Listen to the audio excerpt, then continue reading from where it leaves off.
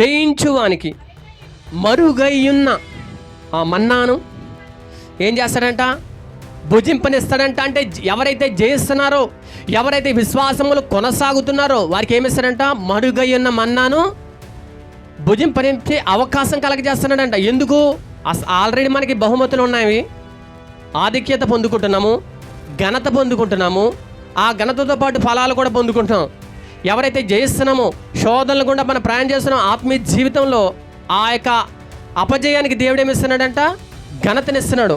మనం జయిస్తున్నాం కాబట్టి ఏమిస్తున్నాడంట? మరుగై ఉన్న మనను భుజింపడానికి అవకాశం కలగజేస్తున్నాడు. ఇంకా చదవండి. మరియు అతనికి తెల్లరాతిని తును ఏమిస్తాడంట? ఒక తెల్లరాతిని ఇస్తాడంట. ఆ రాతి మీద చెక్కబడి ఉన్న కొత్త పేరును